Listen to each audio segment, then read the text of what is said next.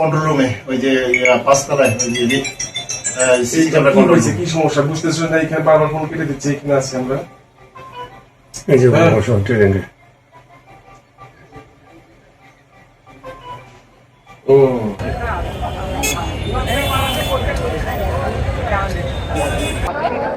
জনতাকে সামাল দেওয়ার এখন পর্যন্ত সড়কে আমরা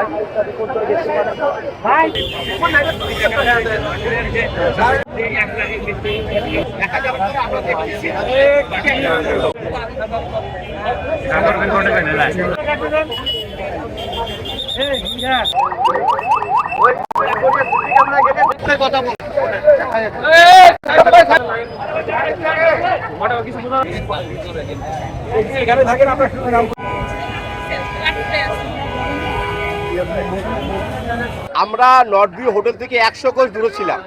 আমার বাড়ির মাঠটা আছে শহীদ মুসলিম উদ্দিন ছাত্রাবাস, আমার মাঠে কয়েকজন গল্প করতেছিলাম। তো ওইখান থেকে আমার নর্থ ভিউ হোটেল দেখা যায়।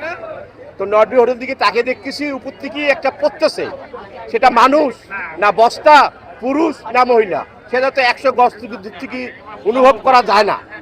তা আমরা দৌড়িয়ে আসি, দেখি তো এইখানে একজন মেয়ে মানুষ পড়িয়েছে। এখন কিভাবে পড়লো না পড়লো সেটা তো 100 গজ থেকে দূর থেকে অনুভব করা যায় না। আগে ফোনে কথা বলছে, ও সিসি ক্যামেরা ওইখানে দেখা আছে। আকবরিয়াতে গেলে সিসি ক্যামেরা দেখতে পারবেন, ফোনে কথা বলছে ওই মেয়েটা মরার 1 ঘন্টা আগে। বিকাল 5টার কিছু আগে সে এই নর্থ ভিউ হোটেলের যে ছাদ আছে সেখানে সে প্রবেশ করে এবং সে দীর্ঘ সময় তাকে সেখানে বসে থাকতে দেখা যায়। কিছুক্ষণ হাঁটাচলা করে, মোবাইল ফোনে সে চ্যাটিং করে এবং কথা বলে, এরকম আমরা দেখতে পাই।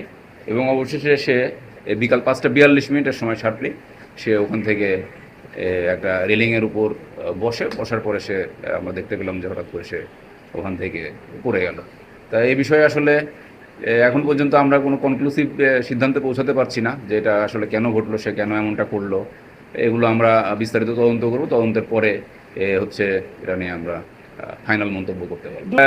তথ্য প্রযুক্তি ব্যবহার করে তার যে মোবাইল ফোনটা ছিল আমরা তাৎক্ষণিকভাবে উদ্ধার করে তার মোবাইল ফোনের সূত্র ধরে আমরা তার পরিবারের সাথে যোগাযোগ করেছি এবং এই দুঃসংবাদটা তার পরিবারকে আমরা জানিয়েছি।